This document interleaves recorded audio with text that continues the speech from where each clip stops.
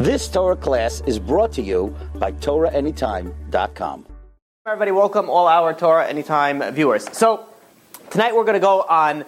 Let's first back it up a little bit. The reason why we're speaking about these type of topics, and in fact, generally you don't have many people, many rabbis, teaching about these type of topics. So one of the reasons that I decided to do it, and again, you have to be very wary on this type of situation because you're dealing with a lot of avodah zarah. These things are idol worship. You're not supposed to be learning about idol worship. You're not supposed to be teaching about idol worship. These are things that you should be refraining from doing. So we have to delve into it, very carefully. And this is also why, based off the halacha from the Rambam, Maimonides in Hilchot Avodah Zarah, a person is not allowed to even mention a name of an idol. You're not allowed to even mention the name of it. Which people, for some reason, it's a very not known. When people speak about Hinduism, they start mentioning all the gods. You're not allowed to even mention those gods' names. So that's going to make it a little bit difficult because we're going to be speaking about them, but we can't mention their gods' names. Going back to the reason why I decided to speak about this is when speaking about people that, trying to, they don't really believe in God, they have questions about God, they have questions about Judaism. One of the very, very common questions that I personally get, well, how do you know we have the right one? How do you know there's so many religions out there? We spoke about last week, we said it was 4,200 religions, and each religion has denominations upon denominations upon denominations. So how do we know that we're in the right one? Maybe, let's look at numbers. Christianity is very popular. Maybe that's what's the right one. Maybe Islam, maybe, we'll speak today about Hinduism. It's a very large population that follows, Hinduism. So how do we know that we're the right one? And in fact, I had a guy once who, I don't know, maybe this is a year and a half ago. He used to call me, and he would call me every week, question on a different religion. I'm like, dude, you're wasting my time over here. You're sweating over here, starting to learn about other religions to try to prove it wrong. And I had to go through a lot of religions. He's like, okay, what about this religion? I'm like, I have never even heard about it. It was like 6 people follow it. I'm like, where do you even get this? So this, unfortunately, it's a very, very common question that I get it. And when you're dealing with this, as you go through all these different religions, you could call them religions or cults, you see how obvious it is that the Judaism is it sticks out so obvious. We spoke about last week, why doesn't God just make it very obvious? And the answer is He does. If you just open your eyes and you just look a little bit, there's one thing that sticks out way, way above anything else, regardless of the numbers, regardless of the proofs that they can give you. So, doing a quick recap on how we discussed how we're going to prove if a religion is false or if a religion is true. So we gave 5 criteria, and this is it's sort of a foundation of where you could build. It doesn't have to in order for a religion to be true, if you already knock off one of these, it doesn't necessarily mean that it's false, but it's very, very unlikely that it's true.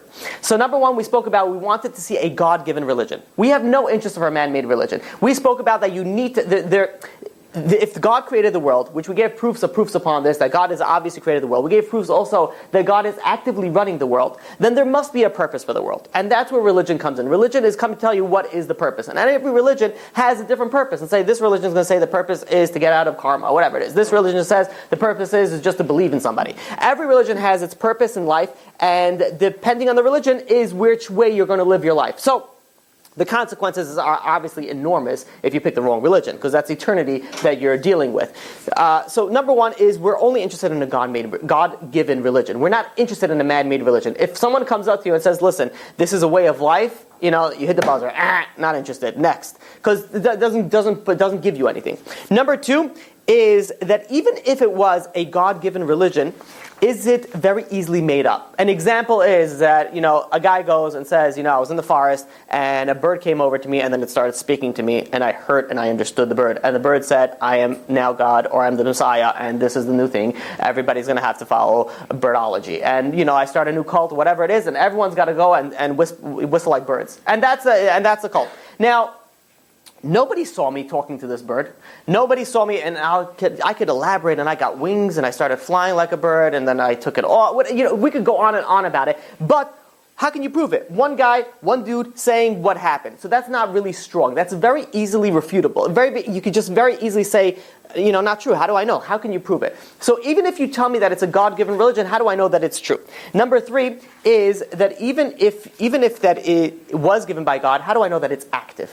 How do I know that it's active? Maybe God changed his mind. Maybe it was up to a certain time. How do I know that it's active till today? Number 4 we spoke about something called selective evidence. This is based off Rabbi David Gottlieb, that if somebody is going to give you evidence for something, if there's two ways to see it, then you want to pick the more probable, the more logical, the more likely, if we may, answer. So, for example, Christians say, well, you want to know proof of Christianity? There's so many people that follow Christianity. That's an obvious proof. Why would God allow 2.1 billion people to follow the wrong religion? That's the proof for it. But a very obvious and easy rebuttal to that would be, well, for thousands of years, billions of people, millions of people were serving idols.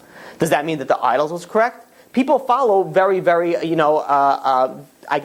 wrong paths all the time. It doesn't mean that it's true just because you have a population. And as we go through the religions, we'll see how it's so easy to refute them. It's it's almost like a joke. It's almost like a joke. I'm like, you're serious? The question then arises, then how come nobody thinks about that religion and says, what's going on? Why are we following this fake religion? And, unfortunately, the answer is that most people don't think. In life, unfortunately, people don't think. They just live. They just live through the life. You ever do that? You ever get at the end of the day and you'd be like, let's say you didn't go to work and you're a day off and you're like, what did I accomplish today? I did nothing. I did nothing the whole day. And people do that their entire life. They just do nothing their entire life. They don't stop for a second and think, why am I here? Am I in the right place? Am I doing the right thing? Am I following the path that I'm supposed to be following? So let us begin with Hinduism. So Hinduism, it's the third largest religion, has roughly about 1.1 billion people. And obviously it's very concentrated in India.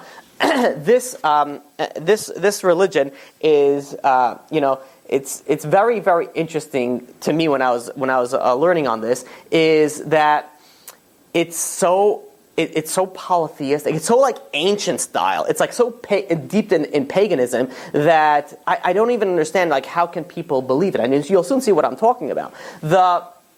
There are unfortunately many Israelis that after they finish their term in the army, they go to India. So some of them, and usually what they do is, we spoke about this a little bit last week, they usually go to see, to party, but some of them actually go there to seek spirituality. If they just know a little bit about what they have, what this religion has to offer, which is nothing more than that Judaism can offer, they wouldn't even think twice about going there. The problem is that people don't know the true beauty of Judaism. So one of the first things that I do when I look at a religion, I want to know how it started. Tell me how it started. What's the starting story? I need to know. Was there a divine connection somewhere going on? I don't care if it's like one person who dreamt about God and God told him that. But is there a connection to the divine? Hinduism, fortunately or unfortunately, leads us to problem number one with it. There's no founder to it. There's no founding. There's no somebody who decided to start the religion and claim anything. It just sort of came into being, which it's like a big red flag. If there's no founder to a religion, and now we don't need a founder to a religion, but we want to know is, how do you know this is right? So you're coming to sell me a religion, prove it to me. Prove it to me that this is, how do I know that it's divine? If you have no founder, no story, that is a very big red flag. So what are you selling? The way that it actually started, and by the way, this is one of the most ancient religions that historians claim survived through the times. I disagree with that like 100%, because the religion that Hinduism practices now is for sure 100% not what they practiced 4,000 years ago or 3,500 years ago, how they claim. And the reason is very simple. You go learn through this history. The religion started, let's say, 4,000 years ago. Now, 4,000 years ago, the way that they describe it at itself is there were Aryan cattle herders from like Asia that came into India, and each India had its own belief system. This, Aryans also had their own belief system, and what they did was they merged it together. That's always flag number two. When you're starting to combine and doing a cholent mix of different religion, like what's going on over here? If I am confident that this is my religion, I don't need to double up with you. If somebody is very confident in what they're doing, they don't need to partner up with somebody else. I'm like, I'm cool, I got it, I'm very confident in this. I don't need to try your thing just in case type of situation. So this is also a red flag. They started combining it. And in fact, this is how the religion started growing. I think of it as this example. You have a snowball on top of a mountain. And as the snowball starts rolling down, it gets bigger and bigger, collecting more and more snow. That's how Hinduism became what it was today. They kept on absorbing more and more different religions, and they just sort of like, you got a God? We got a God. How many you got? You got 100? We got like a 50,000. All right, come on, let's join. And they got it together. You know how many gods they have? They have millions of gods. You got to be like, do they have like encyclopedia of like, okay, what God do I need today? Money, money, money, money. You know, like they have millions upon millions of gods.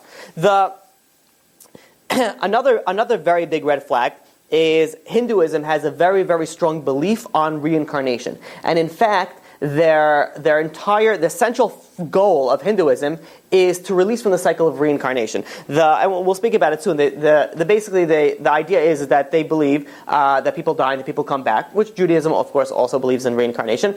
But they say the goal is that to stop that cycle. Like you die, you come back. You die, you come back. The goal is to get out of that cycle and not to come back anymore. It's not that once you die and you go into wherever they describe the next world is.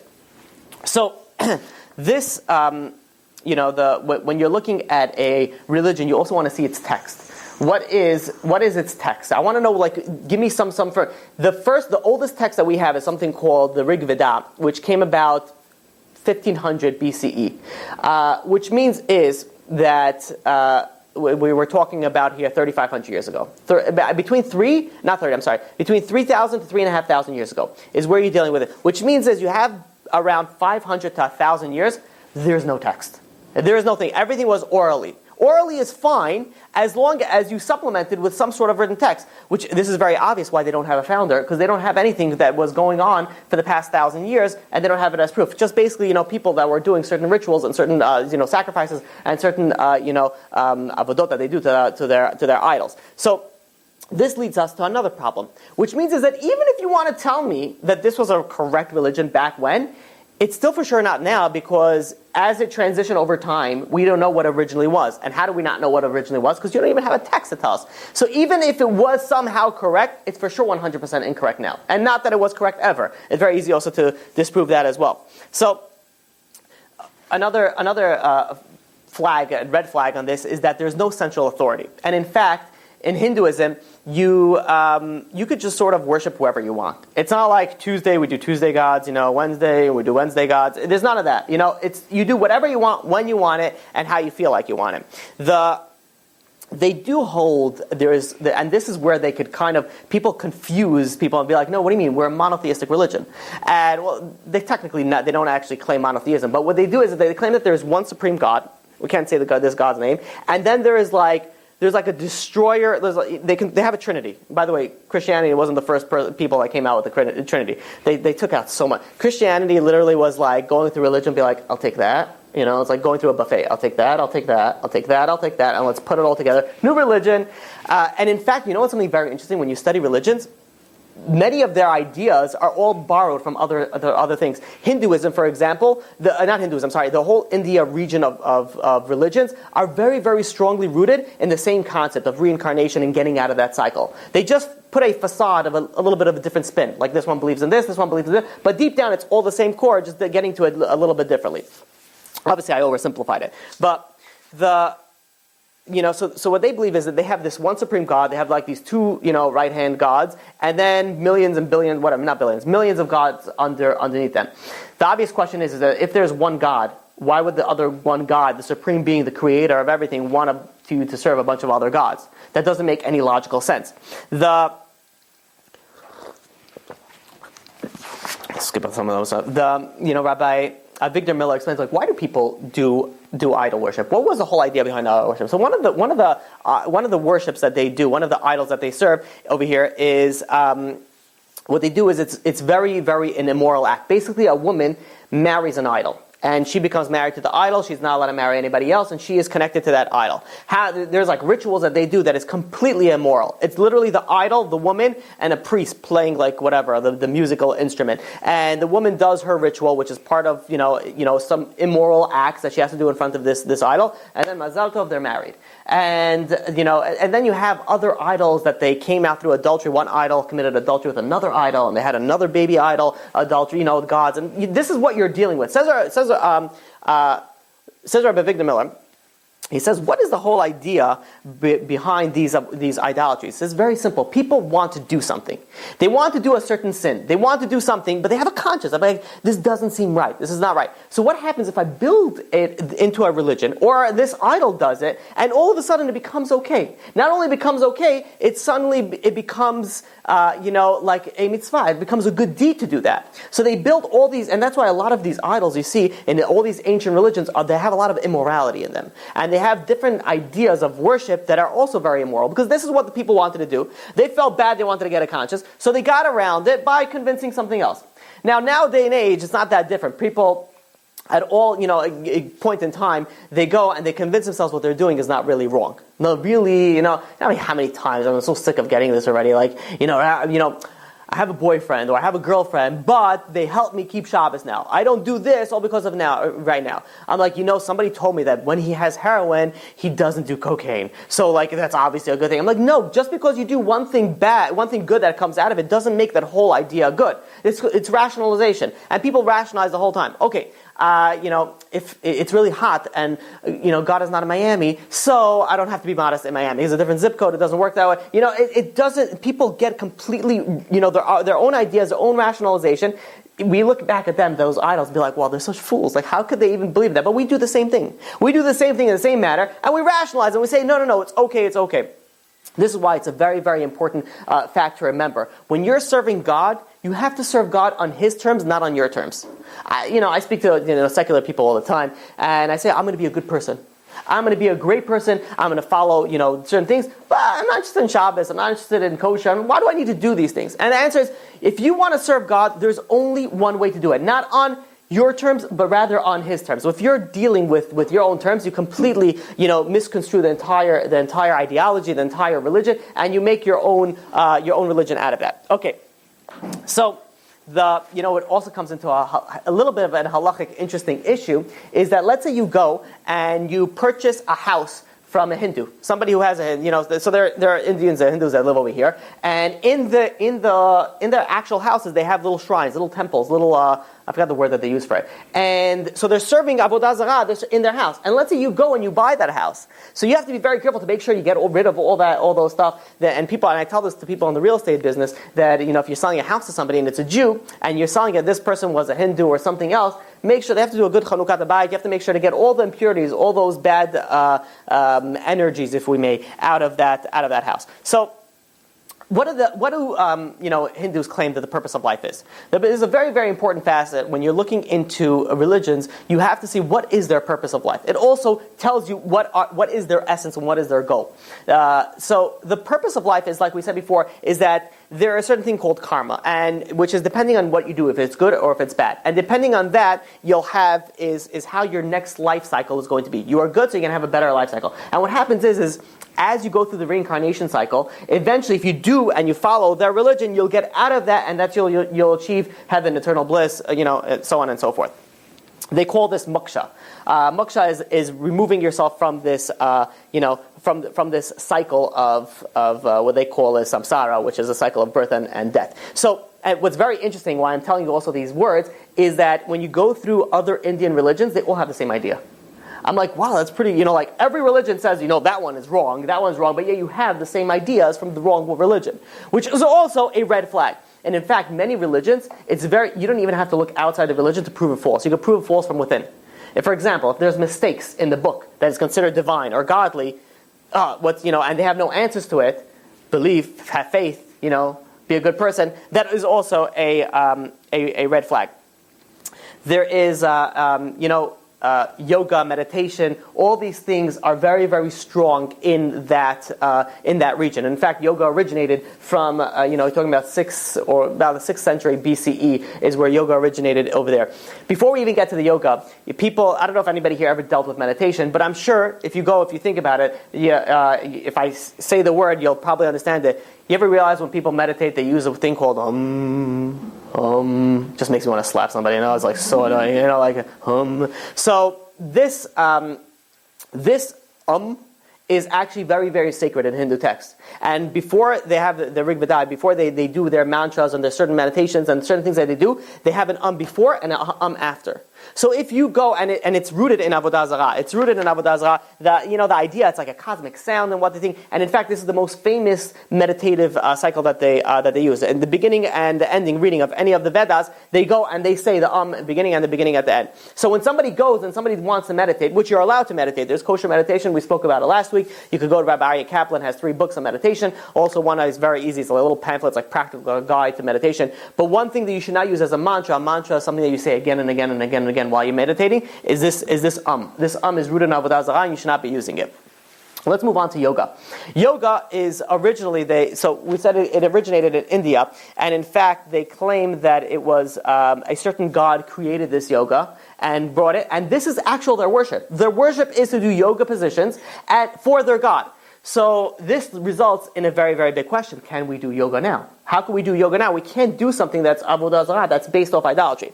So in essence, there's 2 types of yoga in Hinduism. One of them is called the hatha yoga, which is the physical positions that people get into, balancing on one dog. I don't know what I've never done yoga, but anyway, so you do all these weird things. And then there's something called the Raja yoga. The Raja yoga is not really the physical, but it's more controlling the mind for the meditation. And based on these things, they say mantras while they do the yoga. So, which means is they can say their god's names again and again, or they say, or they do this position for this god, and so on and so forth. So this form of yoga is 100% forbidden. You're not allowed to do that. First of all, you're not allowed to mention God's names. Secondly, you're doing a sort of idol worship, even though the idol is not there, but this is what it's sourced in. So then you have a question, but so many people today do yoga. So is it allowed to? So there are leniencies that you could go, but it has to be, based on certain things. Number one, there cannot be any mention of any Avodah Zarah, associated to it. Which means is, you basically take everything out that it was associated with Avodah Zarah, and you're doing it just as an exercise. But that also has to come into the same thing, that there's no rituals involved. People sometimes do these things, and you have to bow certain places, and you have to do certain things, and then you stretch in a certain way, and you say a certain thing, and these things are all rooted in Avodah Zarah. So the only way that you could have a leniency to go and do this is, number one, if you have a kosher instructor, right? So you're not going to, places that do yoga centers, I have no idea. And you're not going over there and you're just signing up to a class. You're doing something by a kosher instructor that they should know what they're doing and taking away anything of that. Number two, there's no rituals, there's no names, and there's nothing that is even remotely associated with Avodah Zarah, just for the exercise that you could be lenient to do. Okay, so let's speak a little bit about the Redot. You know the Redot? They say about the joke about the Redot. I was told not to say this joke. Maybe I shouldn't say it. So you'll probably see why I shouldn't be saying this joke, not to offend any of the Indians, but in essence it is based on. First of all, what's the source of it? The source of it is that you used to offer blood sacrifice to appease the gods. So they used to put the red dot over there. It's really what it's originally what it's meant to be was for the married woman. When they get married, they have they put the red dot. Now it became more of a like a cool, looking type of, what am I talking about? Fashion, thank you. More like a fashion statement. But do they know the root of the Red Dot? Most people, when they do stuff, they don't know the root of anything. You go to speak to Christians and you say, why do you knock on wood? They don't know. That's because JC died on wood. There's no, people do so many things, they have no clue what they do it for.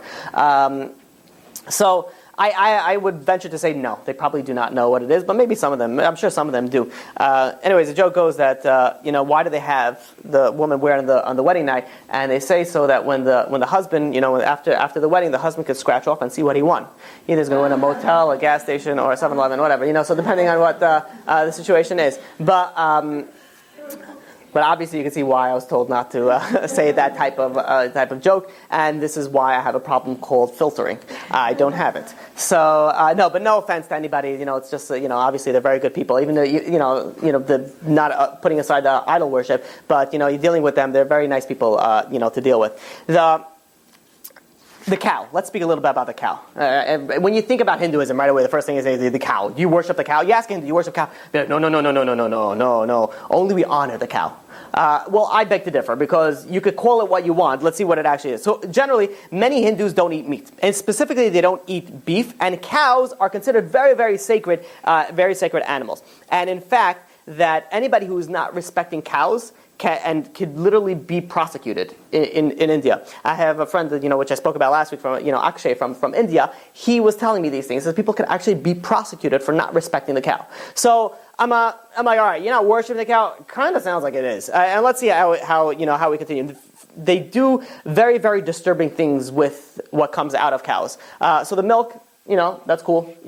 Keep on drinking it. Good for your teeth. But what happens is that they use the cow feces to put a certain ritual mark on their head as part of their rituals, and they also I don't know how to say it, not in a way that you make want to throw up, but they kind of drink the cow urine. And when I say kind of, means some of them do that. And I've actually, seen, so it's be a clip of them actually catching it midstream, l'chaim in it, and just downing it. And in fact, they're like, this is the healthiest thing.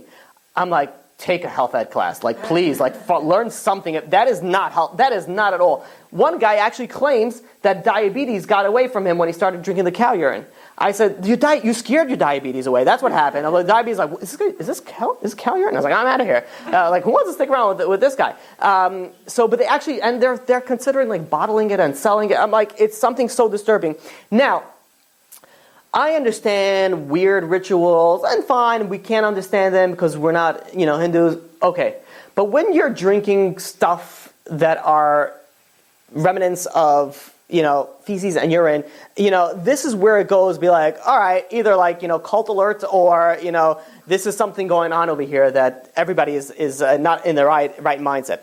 Now, not more than that, they actually have a cow holiday. Again, not worship. A cow holiday where the cows are washed, the cows are decorated, and then they're given offerings. Now, I don't know what you call worship, but I'm like, this all spells worship, cow worship, which is 100% of Avodah Zarah, and of course, very, very, big problem. Okay, so now let's do a quick recap and move on to the next religion. So the first thing that comes up is there's no origin to Hinduism. There's no origin to Hinduism. You kick it out the window. There's obviously, which comes to make you think, there's 1.1 billion people that follow this. How do they not stop for a second and think? How is it when they're like, cow urine? No, I had it yesterday. I'm good for a week. How is it that they don't stop for a second and they think, and they don't stop for, and this is a very, very big problem. And I had this question asked to me, why does God allow this? Why does God allow so many people to go and fall to different paths?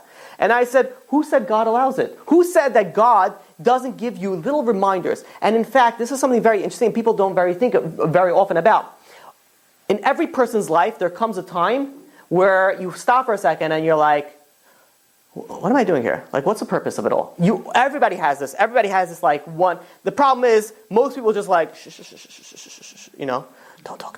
Conscience, put the conscience in the pocket. Let's continue playing video games. And this thing comes again and again and again.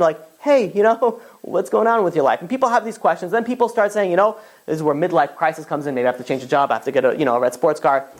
Whatever it is that people have. But these are really instincts that are coming in from inside that God's sending wake up, dude, you're in the wrong thing. But people just keep on doing. People live life. They don't stop for a second. They don't think. Number 2, we spoke about a very, very big red flag that this is very unlikely. It's a gradual religion. It came in out of, certain time, every other religion joined. It came in there. It's very flat out, very obviously fake and not real and not divine. And what's also very obvious is that if there would have been a divine revelation or something divine in this religion, it would have been written down. Because that's one of the most important things in a religion is how do you prove it? Why do you think that, according to the Jewish religion, Har Sinai is, Shavuos is huge, the accepting of the Torah. Why? Because this proves that we have something that other people don't. You realize there's not one religion out there that has, usually how does it start? If there is a divine revelation, 1, 2, handful of people at tops. Nowhere do you have a national divine revelation. Nowhere do you have, and the question is, if it was made up, as some people claim, made up, then how come no other religion ever made it up? Wouldn't it have been a really, really good, strong source of proof for Christianity who said, JC, he came up on the mountain and, 600,000 of us, we all heard him talking to God and giving the new Torah. None of that. Why not? And the answer is because you can't make that stuff up. People be like, well, we were there, we didn't hear this, stuff. There's no proof of this. But Judaism does claim it, which shows you something that is very, very different with Judaism. In fact, we can sum up with this. The Indian High Court ruling in 1995 said like this. They tried to understand the religion. So they claimed the religion is like this.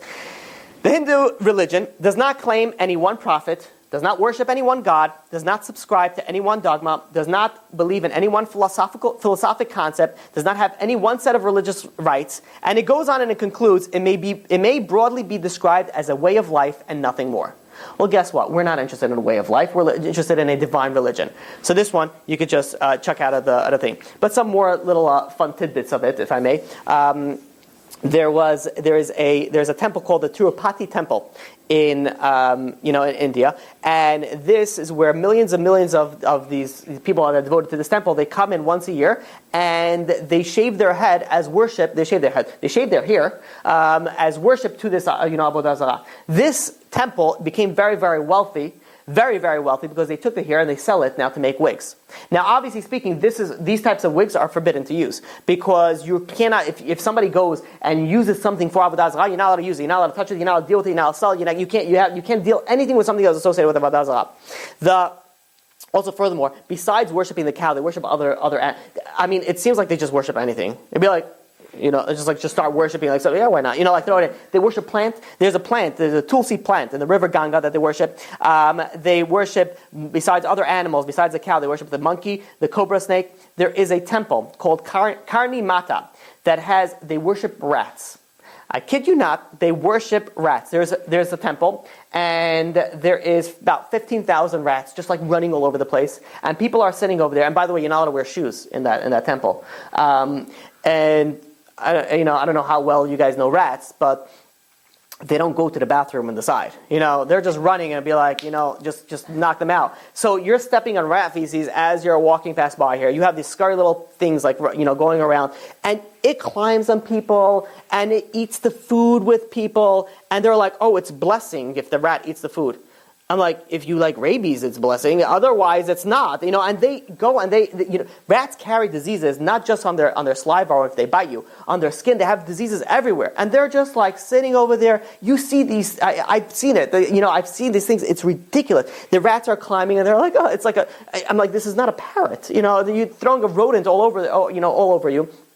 And they go and they live with the rodents, and they sit down to worship, and they have like rodents just like running all over the place. They claim that these rodents are their ancestors. This part I probably believe. They claim that this, it's their ancestors, and you have to honor the ancestors. It's part of the cycle. They go in this, and then they go into that. So out of all the stuff that's going on in the religion, this is the most likely that's probably true. Regarding everything else is all fake and false. But something very interesting? There is a group of people from India that claim to be from the tribe of Menashe, one of the long lost tribe. And I was actually speaking to somebody this week on it, and he was telling me about it. He says there's already 3,000 of them that already made an aliyah to Israel. They had traditions. They were keeping Shabbat, marriage purity. Obviously, they have to go through the conversion process again. But there's a certain organization called Sha'avei Yisrael that goes and helps people from different things. And they actually put it on their website. You see there, the tribe, they claim to be from the tribe of Menashe. And they came, you have these Indians that now are in Israel. 3,000 of them that are coming back to Judaism. Or first time to Judaism, but whatever it is. Something very, very interesting. When we speak about Hinduism, I have to touch on Gandhi. People know who Gandhi was? Guy wore a blanket, really skinny guy with a big glass. Okay, so non-violent dude. So what he was basically he was a leader of non-violence against a sort of a resistance movement against the British rule. So what people don't know about him, and this is what happens when you don't have a divine religion with a moral code that comes just from God. When you're just basing it off your ideas, your thought process, you're bound to fail. The moral, and he claims, and what people don't know is some people call him a closet racist, but he was a racist. He discriminated against blacks. He didn't want them to be in the same places in the hospital, and he said that the whites and the Indians are higher than the Africans. He actually also didn't say some. You know what his advice was to the Jews in the Holocaust? He said the Jews should offer themselves to the butcher's knife and die like heroes. So basically, he's saying commit suicide. So that was his great, piece of advice for that. So no, thank you, Gandhi. What also is Gandhi, to say in the nicest terms, was a little bit of a pervert.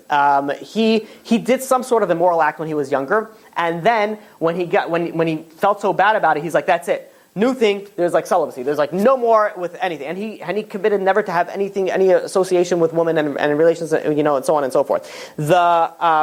And he actually put out that every Indian, every Indian should not marry. I mean, you want to kill out your religion or whatever. You think it's fine. Every religion. If you have to get married, then then if you're with your husband and wife should stay away as far as sleep in separate rooms. Is what he's saying. Might be good for shalom bayit, I don't know, but he's saying keep as far away as possible as you can for each other. And he wanted to test himself. So to say it in the nicest way possible, he took his grandnieces and put them in very, very uncomfortable positions to test himself, to show that he doesn't have any more temptations for that. So obviously this is, when you're dealing with morality, that you're basing it off, rats or monkeys or cows or whatever gods with like 4 arms. If you're dealing with that, that's obviously something that you're going to be bound for failure, bound for, and look at that. This is somebody who's considered so great in their eyes. How could you consider that morality? How can you consider that moralism? So, okay, there's another. We don't have the time now, so I really want to get. There's another knockoff of. It's a branch of Hinduism. I can't even say the name. People, if I say the name, you guys will know. But the name is based off an avodah zarah. So I'll give you the initials. ISKCON. This was founded in 1966 in New York City. Similar idea with Hinduism, a few changes, claiming to be one God, but it's all based off the Hindu religion, and just like we knocked off that, it's very easy to knock off this one as well. Let's speak about Sikhism. So Sikhism is a very, very interesting... By the way, if anybody knows Sikhism, those are the guys who have the turbans and the long beards. They have swords on there. You know guys what I'm talking about?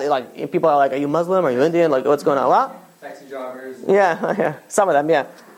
Why do they have knives on them? It's part of their. It's called a ceremonial dagger. It's a ceremonial dagger. Okay, so let's speak about that. So they are ranging between. This is also in India region. They are between 20 and 30 million, of them, and they actually went through, unfortunately, a very hard time after September 11th. There was a lot of hate crime against them in America because people thought of them as Muslim, and they're not technically Muslim, but ish a little bit, which we'll soon see. So, first thing question: how did it start? It started by the guy by the name of Guru Nanak. He was born in 1469 in the Punjab area in India. It was on the border between India and Pakistan. So he was on one hand, he was born to a Hindu family, but at the same point in time, he had a lot of Islamic influence in there. And so it's very interesting when you look at this religion. They were shopping, so they took some stuff from Islam, they took some stuff from Hinduism, and the new religion. There's only true religion, there's only real religion, but whatever. The same idea. So that's also number one red flag. When you're starting to combine religions, that means that you don't have something real. You're just picking things from other religion. So how did it start? He was 28 years old, and he disappeared for 3 days. And I guess his wife was like, where were you? Where were you? Like, I was speaking to God. So he says, listen, I meditated, and I spoke to God, and God told me, no more Hinduism, no more Muslims. And that became a famous saying from his, no more Hindu, no more Muslim. So they claim a monotheistic religion. And they actually claim it pretty good until you delve a little bit into it. It's like, like you were good, and then, you went way off. So in the Hindu idea, they believe that the concept of the circle of life, rebirth and death. The main focus in this religion is also to get out of that cycle. What's very interesting is that they have men and women are equal in this religion, which is very nice. They also don't believe in alcohol or smoking. They also don't believe in angels or demons. They also don't have any divine. There's no divine reward or punishment, which makes me want to question a few things. But before we get into that, their worship is what is very interesting and very nice about this religion is, even though it's fake, is that they very, very strongly push for community service for other people, and so that's well accredited. But then they go, off and certain things that we'll see. They have 5 beliefs. It's called the 5 Ks. And I'm not going to use the Punjab term of it, but the number one is that they have to have long hair. The reason why they have turbans is because they got lots of hair down there. They're not supposed to cut their hair, which is never cut, and that's why they keep it in this turban. Number 2 is they always have to have a comb in the turban. I don't know what it's called, but I remember when I was younger going on the subway, there are certain people from a certain ethnic group, they would have also combs in their hair, Never combing it though, it's just sticking in there. It's always like, something's like, hanging off your hair. So anyways, they also have, maybe that's where they got it from, I don't know. So they have also a comb in their hair, and they have to comb, this is, by the way, this is halakha, they have to comb the hair twice a day. The number 3 is short pants. By the way, this already screams a little bit cult-like also. I mean, really, short pants, have a comb. But okay, fine. They also have to have a metal bracelet, and they also have to have a ceremonial dagger. Always have a knife with you. Which obviously, is a problem if they want to fly with TSA. Be like, no, they're my religion, And be like, I don't care. TSA people, very, very strict. They're usually about, 500 pounds overweight, and these are people protecting our countries in a flight. So, checking out their Instagram and Facebook while it'd be like, dark color. Oh. Random security check. I have friends that are from Sephardic origin. They're very dark, and they get pulled over the whole time for a random, college check. Whatever it is, keeps the sky safe. Do whatever you need. The way that this religion works is that they have something called gurus. Gurus are their spiritual leaders. There are 10 gurus. The last guru decided no more gurus after him. He's going to be the last one, and he dedicated the book, their sacred book, that is going to be the next guru, and that's called the Guru Granth Sahib, and that became this is like a holy book. Now, they claim very, very strongly monotheism, only one God, no idol worship. Listen how what they do to this book. So this book, first of all, is registered on a throne. It's like if you put it in your house, you can have it in your house, whatever it is. It's in a throne. It's with a decorative cloth. So far, not so bad. Then they have a special fan that you have to wave with it while it's being read. Also, you have to walk on it. When you're nearby, you can't have any shoes. You have to be barefoot. Also taken from that religion, nearby around. Your head always has to be covered. So far, all right, not bad. The last thing is where right turn. You have to bow down before the book. You have to prostrate yourself before the book. And in fact, there are the rituals that they do towards this book is similar to how other people serve other idols. The same idea. So they go, no, this is not, we're just honoring it. I'm like, you're just doing the same thing that Buddha, it's the same idea that we spoke about. You could call it what you want, you're doing, you're worshiping this thing. It reminds me of a situation you see, a little kid has a crayon, and he's coloring on the wall, and he's doing it this interesting kid with eye contact on you. He's like direct eye contact as he's scribbling on the wall, and you're like, are you scribbling on the wall? And he's like, no, I am not scribbling on the wall. I'm scribbling on a paper, and you're like, I see the wall. So I'm like, he's like, no, it's a paper, and you say it's a wall. I'm like, you could call it what you want. It's the wall. I'm like, they could call it whatever they want. They're worshiping a book at the end of the day, but. Let's say even if they're not worshiping a book. Let's see what even if they're not. They were asked on it, because monotheism, you think about the first, religion started, it was Judaism, which was Abraham. So it says, why in your book do you not mention anything about, Avraham Avinu, Abraham? And they say that, very simple, because all the Jews have is all fake and all false. The Semitic scriptures are all false, which is something very interesting because they incorporate based off the Islamic ideas, which basically took it off Christian ideas, which basically took it off Jewish ideas. So they have their religion is very strongly based on Judaism, but in essence, what it really is they're claiming that's completely false. And they also don't accept any other religion, which is very, very misrepresented over there, as being true. They have the only true religion. Adam and Chava, fake. Noah's ark, fake. Which is very interesting because when we're going to get to speak about archaeology, there's actually proof that that it was false. So they all say that it's fake. And they actually claim, Abraham was a human. He made mistakes, which leads me on to the next thing. Their gurus, they don't consider them human. They don't consider them human, which is very, very conflicting and very, very interesting in how they describe it. So in many verses, and I have the verses over here, that the God took form. God is seen as the guru. Within the true guru is really God. Guru is perfect, cannot make any mistake. Very, very godlike qualities, which is very interesting because originally the guru claimed himself as a prophet, not as a god. So the answer to that, guru merged himself together with God. That sounds very Christianity to me so far. Then they say that guru is not God, but one with God. But in the same point, they have verses straight out, and I'll quote, Guru was the Lord incarnate, meaning God in human form. This is in Guru Granth Sahib, page 306. Which means you could call it what you want. You're that little kid coloring on the wall, saying, I'm not coloring on the wall. Well, I see you coloring on the wall. So they go and basically the gurus, because they procession one after another, as they die, they transfer the God, spirit into the other one. I don't know, they breathe it into whatever. It goes in very, very odd, very interesting thing. What makes it also, they claim all other religions are false, yet in their text, they also include Hindu gods in it. Which is like, why? Why are you including these Hindu gods? And this is in fact where people, this has led to the text being described, and I'm quoting, as fluid boundaries between polytheism and monotheism. There's something going on over here. Then when you look at its history, it also screams a little bit of cultish. When I say cultish, I think you guys understand what I'm saying, right? Sounds very much like somebody's in a power, trying to create their own type of religion, base it off nothing. You know how you used to be able to convert to Sikhism? Is the guru would wash his feet with water. And need I mention, they don't wear shoes often over there, right? So they're washing feet in the water. In order to convert, you got to drink the feet water. And that is the conversion process. Sounds kind of cultish to me. But then the last guru was like, he revamped it, and what he decided was like, this is not going to really sell well. So he said what they did now instead is that they had water, put some sugar in it, make it a little sweet, take the dagger, mix it around, and baptize you, or with some of that water. But you look at their stories; it also sounds very, very, very, like what is going on. There was one story brought down that they were, I think it was a guru, a leader, whatever it was.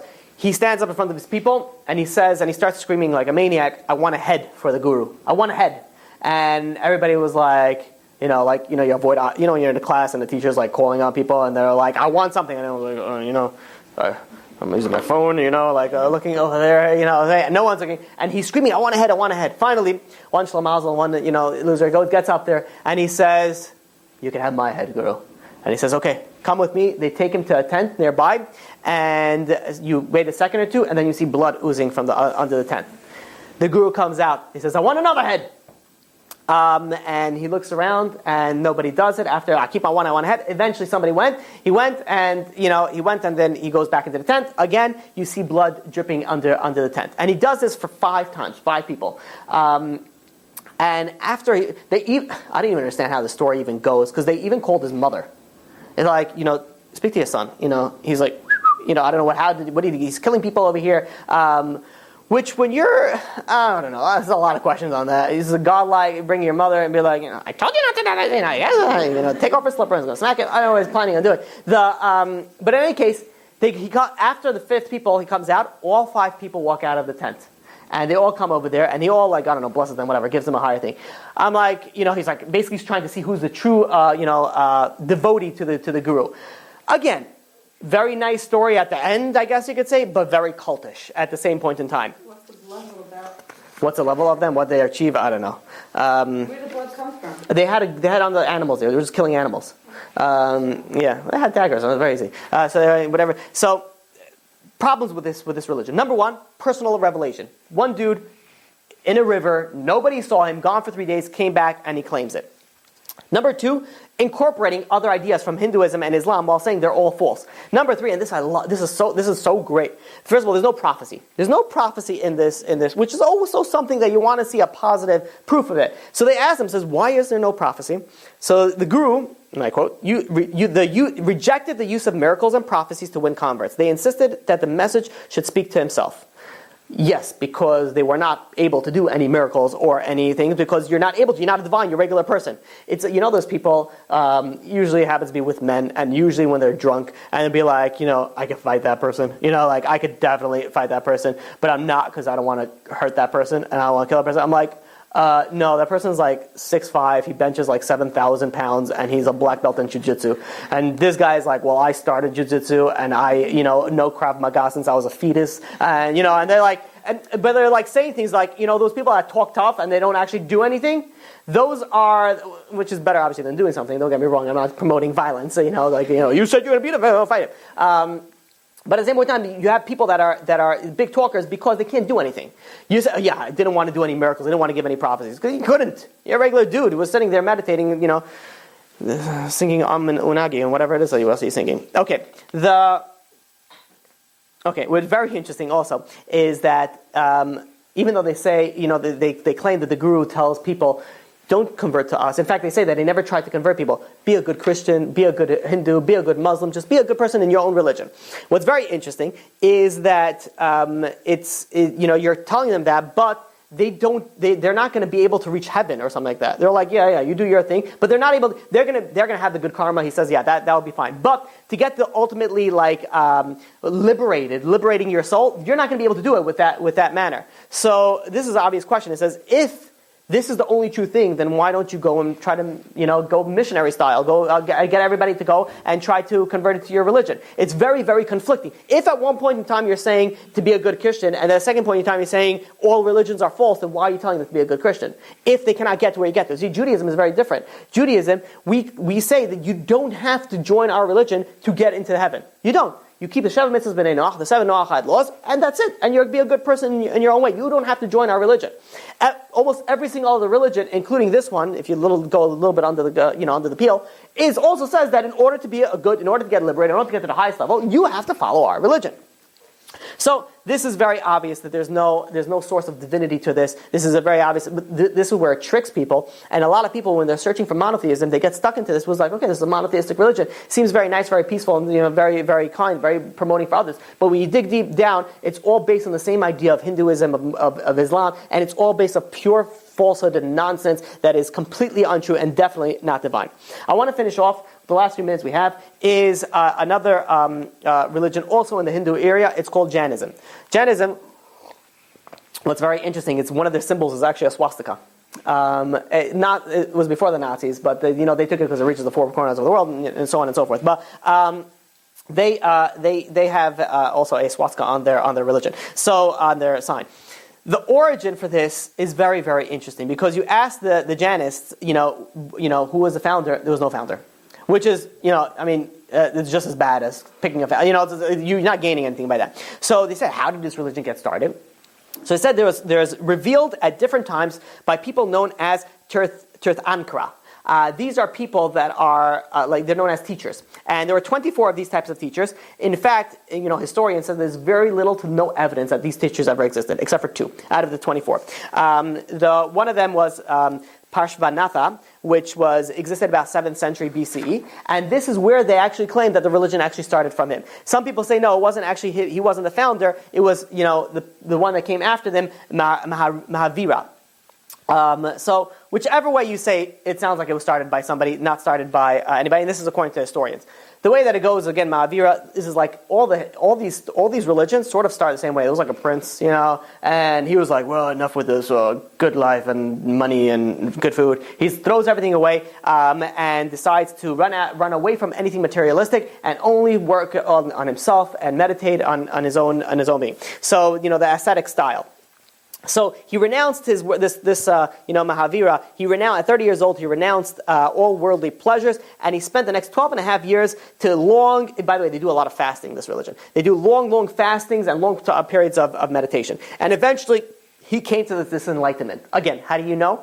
Because he told you. He'd be like, yeah, I've been fasting. This guy could have been eating garnim or something from a tree, over there. And he's like, oh man, and finally, after the time goes by, I'd be like, okay, 12 and a half years. He comes back and be like, I've been meditating for 12 and a half years and now I have enlightenment. And this is there's no proof. How do we know that you reach enlightenment? Did you get a signature by a divine being maybe? It'd be like your certificate, black belt in enlightenment. So their beliefs is also the same thing. They're also vegetarian. They also believe in the entire cycle, the karma cycle, which you realize is something very interesting when you're dealing with religion. If it's a true religion, then why is everybody in the same area believing the same things? And you have to get out of that cycle in order to get that. They're very interesting because there's actually 2 sects in this religion. One of them actually, they leave so much out of the worldly pleasures that they're not allowed to have any worldly possessions, including clothing. They're not allowed to have clothing, which is very, very interesting, situation. They can't even, if they can beg for food, and they can't even have a cup. They have to beg like this with their hands. They have to leave the world completely, behind them. Then there is, I guess, a letter, maybe you want to call it a more modern version, that they're allowed to have a begging bowl. You're allowed to have a staff. And you're allowed to have a whisk for insects. They also had something to prevent insects from going into their mouths. So, also very interesting way of dealing with religion, completely running away from the entire world as it is. And we spoke about it last week also. It's the same idea of Buddhism, running away from the world. Judaism teaches to deal with your problems in the world. All these Eastern religions, not all, many of them teach you run away from the world. Run away, go sit on a tree, go speak to the birds, don't talk for 6 months, don't eat, and, in this particular case, don't have any clothing either. They besides we spoke about that they do fasting. They have something called it's called Samsara. Santhara is where they fast until they die, and then they die. That's it, it's finished. There's no after that. They usually claim it's only when you know your body is not at use anymore for you for reaching spirituality, and then you can go into this thing and you just fast and fast and fast until you die. It is estimated about 200 people die annually across India from this type of fasting. The human rights organizations came over there and be like, you got to stop this, because euthanasia is not allowed over there; it's illegal. Suicide is also not allowed over there. So he says, so euthanasia is banned and suicide is a crime. But at the same point in time, they're allowing to do this. So they're fighting very actively, the human rights organizations, to stop people from fasting to death. They claim it's not out of anger or whatever they claim. But it's something very, very interesting that God wants you to fast until you die, and that reaches like your ultimate. And people it's like you're like a high level, like they celebrate it. They're like, yeah, you made it, didn't fast for a long, long time. What's very interesting, last religion was women and men have equal rights. This religion, women cannot achieve liberation unless they first born as a man. And they're not good. They're like, oh, I'm sorry, you messed up. You came as a woman. In fact, womanly are intrinsically harmful. So good luck with the women in that religion. The question is about God. So what do they have as God? This is very interesting because they don't really believe in a God per se, which, if you have a religion, you kind of it's kind of an important aspect of religion, technically speaking. What they believe is that these souls that get like in the cycle, they're getting out of the cycle again. Same idea, and throughout the entire reach the Moksha. So when they get out of that, they become like gods. But they don't become like gods that they have the power to create or destroy. They become like gods in this afterworld, and they become godlike. So. That being said, Buddhism and Jainism is more associated as being, atheistic religions. Atheistic, they don't really believe. And in fact, they say, even though they do believe in some sort of forms of gods or something like that, but they say that these gods will not help human beings. You cannot ask them, you cannot pray to them, they're not going to do anything for you. Furthermore, they do not believe that the universe was created by God. They believe that the universe always existed, which has a problem scientifically, obviously, because there's the Big Bang, and the Big Bang shows that there was a creation, so I don't know how they answer that, but they're obviously contrary to that as well. They say that there's no God to maintain the universe, there's no God of judgment, there's no God of ruler. They do not believe in a divine being who is worthy of devotion. So that's why they believe in sort of God, but they don't believe in God. So it's very, very hard to classify them. Are they atheistic? Are they not atheistic? Not that it matters. But they write that generally these people, that they reach this high level of, spirituality and getting out of that cycle, they become like gods. So what's their worship then? What is their worship? If they don't have any gods, what are you worshiping in that? So they worship these people, these 24, teachers that they had, but they're not really worshiping them. This is where, that you get that kid in the crayon right back at it. They're like, we're not really worshiping them. We're worshiping the ways that they got to that act, and we're just trying to remind us to get into the level that they were able to get into, which, all right, call it what you want, but it sounds but even regardless, either way it's bad. Whether you worship them, so you're saying you worship them, or you don't worship anybody. So then there's no God. So the question is how did you know about this religion? There's no God. And the answer is, well, they reached this spiritual state, and then they figured it all out. And then they decided they're going to teach everybody what they figured it all out. So I'm like, I don't believe you. I don't know. No, I don't think you figured it all out. Where's the proof to that? I'd be like, I meditated and I got to a certain place. Then now I am outside. I know for a fact, and I know that. How? How do you prove that? And in fact, they have very conflicting stories. The first, it doesn't even sound real. They didn't even make it sound real. The first of their teachers, of the 24, the name was Harish Habanahanatha, something along those lines. And what happened was, this was a great warrior, and he taught nonviolence. Also conflicting in itself. The really great warrior taught nonviolence. He started to pursue asceticism, and why did he start, which means is removing himself from the physical world. Now, how did he start doing that? He said that because a Hindu god, what? He said, a Hindu god came to him, actually sent a dancer to him to awaken him from his state of denial. I'm like, I have a question. I have a lot of questions, but I thought there's no gods. So how does this Hindu god come and tell you what it is? But it gets even better. So he took his possessions and he gave it to 100 of his sons, and he spent the next 1,000 years striving for a state of knowing everything. And then when he achieved it, he started, this religion. Okay. Yeah, or whatever you say, buddy. I'll have whatever shrooms you're having. again, they don't claim any gods. They're claiming gods from Hinduism. There's a lot of conflicting ideas right over here. There's no God, and why are you serving it? How did you get this information from? It just spells, and there's zero proof for this to be any sort of divine religion.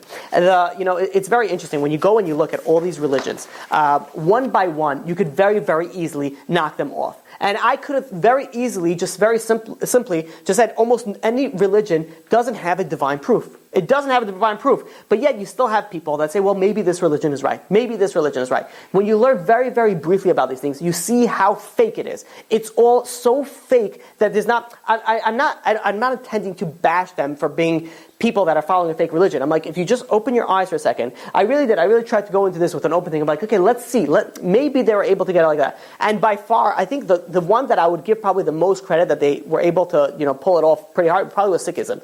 Sikhism, one monotheism. I mean, they go off very, very far, but most religions, very easy to refute. Very, very simple. Which means is that, and by the way, I very, very much dislike giving these type of classes. I do not like speaking about other religions. I can speak enough about Judaism. There's so much to speak about. What do I need to speak about Hinduism, Buddhism, and all this nonsense? But where this does come into effect, and where this does come into a very, very important, I think, facet, is understanding how great our religion really is. How is it that you don't have people that can convince our religion wrong when we can convince everybody else? Then when we're going to go and we're going to be starting to speak about Jewish religion, about how Judaism started, about how the proofs that we have, it takes all other religions and knocks it right out of the ballpark. It doesn't even come close, which means is it makes you have like, there's always people that will be like, I get this all the time, and people like whisper to me like, sometimes I question God. I'd be like, okay, so then you learn about it and you find that that's fine. People have these thoughts that come into mind. You have to deal with them. You ask. This is what you're supposed to ask. People go and they say, how do I know the Jewish religion is real? Answer is, it's so obvious. It's so obvious. When you look at these nonsense of what people follow, literally shtuyot shebeshtuyot. You don't, like, before I started learning about these things, I'm like, okay, they must have some sort, like, you want to be a good salesman, you got to sell a good product. I'm like, rats, really? Worshipping, people that became this, like, how is this, and it really bothers me, like, to understand this, like, how is it that people so oblivious to reality, so oblivious to some obvious truth? You have to think, and the question is usually asked, are these people going to be held reliable after 120? And it's I can't answer that, only God can answer, but it's a very interesting question, because at the same point in time, you could classify maybe some of them as Tinnik Shanishba, in the same category, maybe they grew up in that religion. But everybody needs to stop for a second and question and say, think about it, where am I and what am I doing? And when you're doing that, when you do it openly, and when I deal with let's say, secular people who, let's say, have a very strong hatred to religion, first of all, I start off, I'm like, 99%, you got the wrong religion. You don't know anything about Judaism. Oh, they got this background, this thing, and this rabbi cheated them, this or that. I'm like, just because you had a taste of Judaism doesn't mean you had the true taste. And many people don't have the true understanding of Yiddishkeit, the true understanding of Judaism. And they fake over here, and they fake over here, and they think they have the true Judaism. When you try Judaism for the real, you see something very, very different about it. Not only you feel it, it's very obvious over here. Feeling it is also nice, but anybody could say, Hinduism, Buddhism, they could all say, you work with us, and you're going to feel better. Like, granted, of course, you're sitting in a tree, you're not dealing with stresses in life, and you're not doing that. Of course, you're going to feel better. But when you're going and when you're thinking about Judaism makes sense not only in your heart but also in your brain. It makes sense. Everything is very, very obvious. As we go through this, it becomes all that more obvious. Any questions? Not all at once, please. One at a time. If we keep saying like their goal is to, get out of their cycle of reincarnation, but don't we have that also, like we want to get out of our cycle of reincarnation just to achieve Ganeda? We do. And I'm not saying that it's a wrong concept of what they have, but when they're claiming that, what is very interesting is that all of them claim the same idea, that all other religions are fake and false. Hinduism sort of not. Hinduism is like, go do whatever you want, worship here, worship there. It's not really that. But when you're claiming everything else is false, and yet you're taking things from them, then it makes, then what, is this true about it? Then why was that true? How did they get the truth from it and not that? The other idea is that even though we do believe that, the goal in life is not to, well, technically it is to not have to be reincarnated again, not to come back in a Gilgal again, but the focus is doing what you need to do. Which means is that you have to make sure that you follow a certain set of path. their ideas in many of religions, there's no heaven, there's no Gehenna, there's nothing like that. It's just in the cycles. And what happens is if you don't get good enough, then you get into animals, whatever, and so on and so forth. We believe that this is one of the paths that you go get to fixing whatever your previous was. Is it could be either Gilgal, it could be Gehenna, it could be Gan Eden, it could be Kafakela, it could be different variations of it. So even though there's the same idea, same concepts, which you'll find across all religions, they worship. Well, we also worship. Well, come on, the same concept, but the idea and the fundamental behind it is very, very different. Also for the thing. Yeah. If someone's like saying as a joke to someone else, like, oh yeah, okay, breathe. So the person like as a joke goes like, yeah, I don't know. It's not really the problem. Problems when you do it with meditating and when you're doing it all those type of things. You should stay away from it. Meditate with the Jewish words or whatever it is, based on visual, depending on how you meditate, depending on what it is. I don't know. Most people don't meditate, anyways. Yeah, which they should. Are you allowed to say like That's what we spoke about. You should not, because that stems from Hindu, Avodah Zarah. Yeah. mindfulness, is that okay? Define mindfulness. It's breathing exercises. You could do breathing exercises. Yeah, in and out. Sometimes there's like a thing to like help you focus on like certain things. Like that meditating. So meditation. Certain intention, like think about like acceptance or like that. So there you have to. Then it depends on which one it is, depending on what you're accepting or accepting what. Well, it's like acceptance or thankfulness or self-love or. These are all bumper stickers. You can do whatever you want. Yeah, that's not.